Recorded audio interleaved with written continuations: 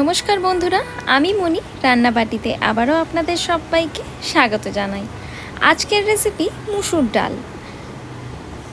ভাত, রুটি বা পরোটা যাই হোক না কেন, এই ডাল দিয়ে খেতে কিন্তু অপূর্ব লাগে। ভীষণই সোজা একটা রান্না। চলুন তাহলে রান্নাটা ঝটফট শুরু করে নিই। প্রথমেই কড়াতে দিয়ে নিচ্ছি সর্ষের তেল। আর বলে রাখি, এখানে আমি প্রায় 2 টেবিল স্পুন পরিমাণে সর্ষের তেল দিয়ে নিচ্ছি।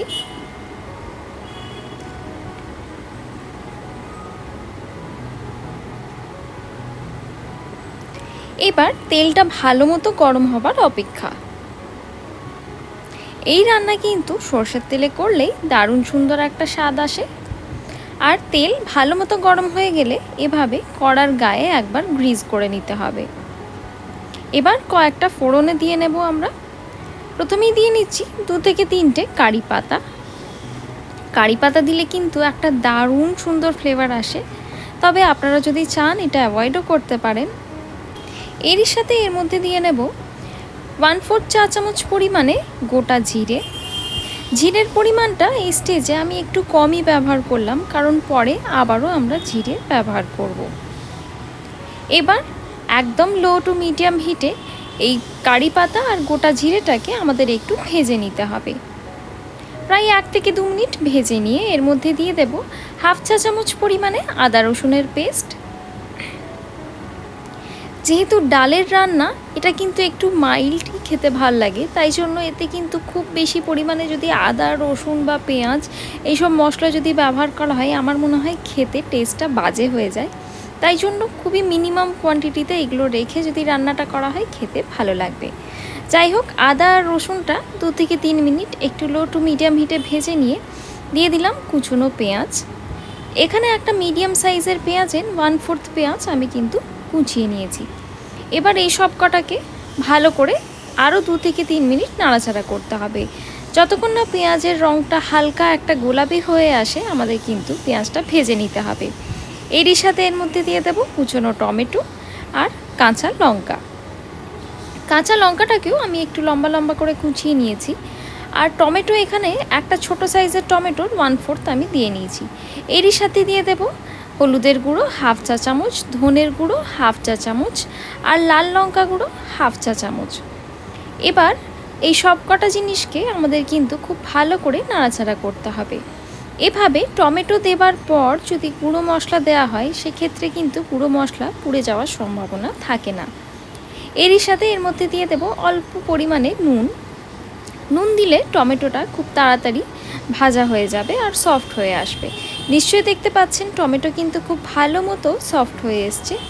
এই স্টেজে দিয়ে নিচ্ছি ভিজিয়ে রাখা মুসুর ডাল। আর মুসুর ডালটা বলে রাখি, আমি কিন্তু এখানে প্রায় 3 থেকে 4 ঘন্টা সময় ধরে ভালো করে জলের মধ্যে ভিজিয়ে রেখেছিলাম। মুসুর ডাল কিন্তু ভালো মতো ভেজানো আছে। এভাবে মুসুর ডাল যদি ভিজিয়ে রান্না ব্যবহার করা হয়, সেক্ষেত্রে রান্নাটা বেশি ভালো হয়। এবার মুসুর ডালটা দেওয়ার পর আবারও আমাদের এটাকে নাড়াচাড়া করে যেতে হবে। মিডিয়াম টু লো হিটে আমরা এটাকে ভেজে নেব প্রায় 5 মিনিট সময়ে।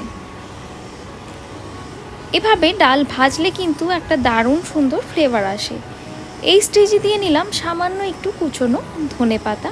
আর ধনেপাতাটা দিয়ে আবারও ভালো করে কিন্তু একটু নাড়াচাড়া করে নিতে হবে।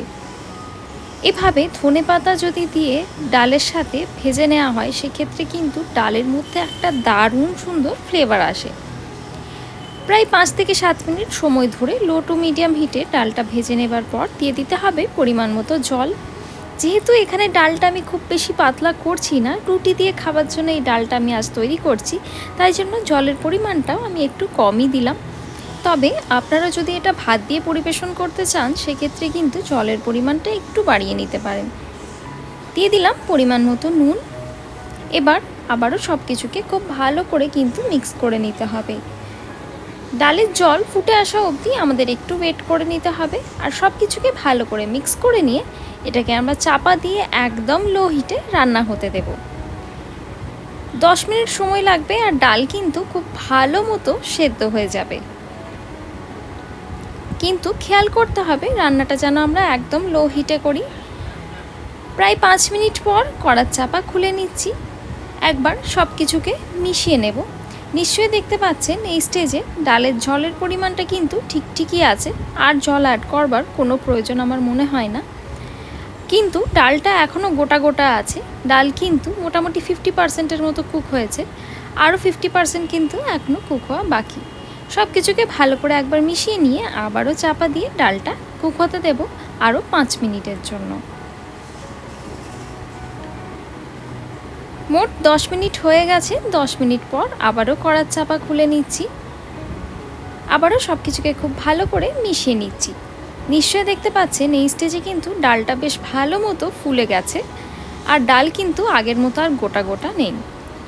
এই স্টেজে দিয়ে নিতে হবে পরিমাণ মতো চিনি।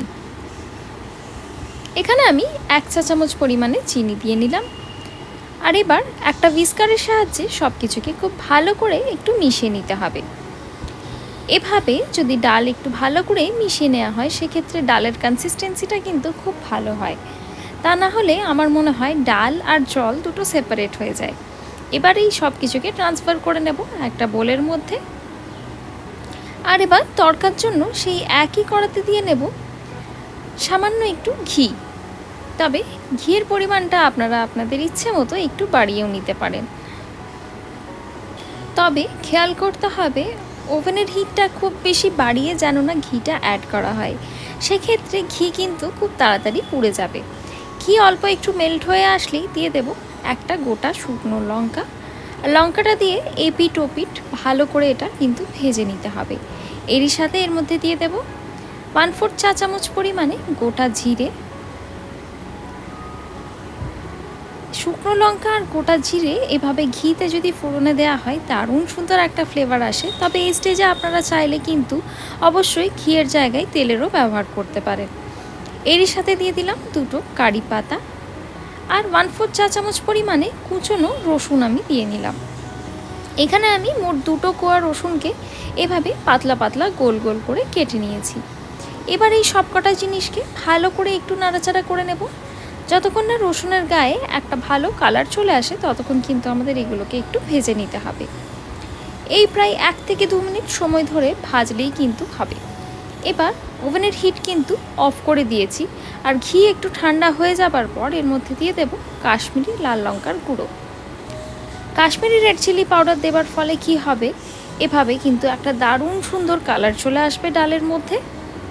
আর এবার এই পুরো মিশ্রণটা ট্রান্সফার করে নেব আমাদের এই ডালের মধ্যে।